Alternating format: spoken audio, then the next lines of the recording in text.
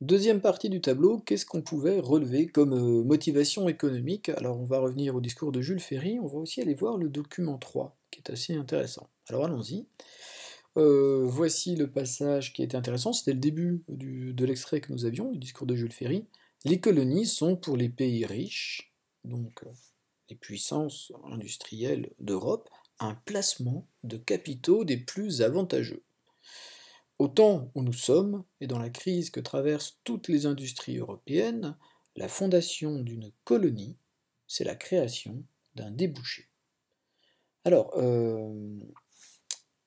plusieurs éléments. Les colonies sont pour les pays riches un placement de capitaux des plus avantageux. Alors là, il faut revenir sur le mot de capital. Capital, c'est un mot qu'on a découvert dans la leçon précédente sur l'âge industriel, ça désigne la valeur d'une entreprise. Donc ce que nous dit Jules Ferry, les colonies, c'est un moyen de gagner de l'argent. Si j'investis dans des entreprises qui sont installées dans les colonies, qui exploitent les ressources des colonies, eh bien, je vais faire fructifier cet argent, je vais augmenter mon capital, je vais faire des profits.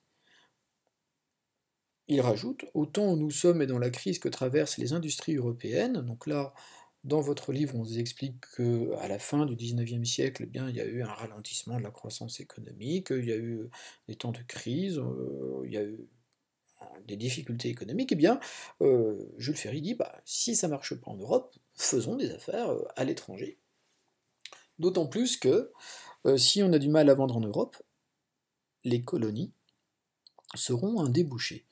Dominer un territoire étranger, en faire une colonie, c'est la possibilité d'y vendre les produits que nous aurons gagnés, que nous aurons fabriqués. On va vendre une part de la production industrielle dans les colonies.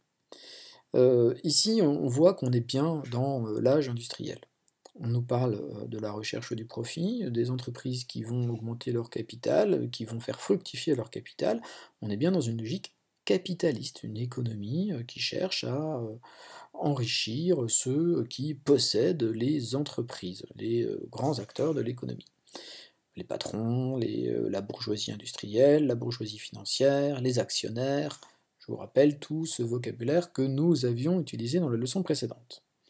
Et puis enfin, ces territoires permettent bien de vendre une partie de la production. Alors deuxième document, maintenant, une affiche de 1930. Et elle célèbre en fait le centenaire d'une Algérie française.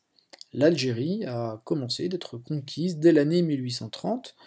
En 1930, pour célébrer ce centenaire, eh bien, vous avez une grande exposition qui va être organisée à Paris, et là, vous avez une affiche. Sur cette exposition, on nous dit que l'Algérie est un pays de grande production agricole.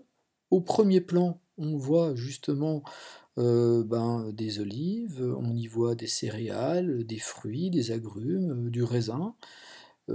Nous avons une agriculture qui va se développer, et petit détail ici, on voit une agriculture motorisée.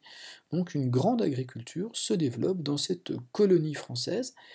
La colonie est une source est un moyen d'avoir de nouvelles ressources, ici des ressources agricoles. Je pourrais rajouter que dans beaucoup de pays d'Afrique noire qui seront colonisés par la France, on va rechercher des ressources locales qu'on ne trouve pas en Europe. Alors ça peut être les plantes tropicales, ça peut être par exemple un arbre, l'EVA. L'EVA, je prends l'exemple parce que j'y pense en vous racontant ceci, mais l'EVA c'est un arbre qui produit une sève qui est le caoutchouc, avec lequel on va pouvoir fabriquer les pneumatiques indispensables pour les automobiles qu'on est en train de construire en pleine révolution industrielle. Alors, plus tard, on fera des pneumatiques avec des caoutchoucs synthétiques à base de pétrole, mais au début, ça reposait sur cette ressource qu'on allait trouver grâce à des arbres tropicaux équatoriaux. Donc, allons ici, motivation économique, alors voilà ce qu'on pouvait relever, hein. Placer des capitaux, investir, avoir des débouchés pour vendre des produits, avoir des matières premières qu'on allait trouver dans ces régions. Alors ça peut être des minerais, ça peut être des ressources agricoles, ça peut être des ressources végétales. Ce qu'on nous va retenir, c'est que les colonies sont source de richesse. Ce sont des débouchés et des ressources pour l'économie capitaliste européenne qui s'est mise en place à ce moment-là. Il nous reste à voir les motivations morales.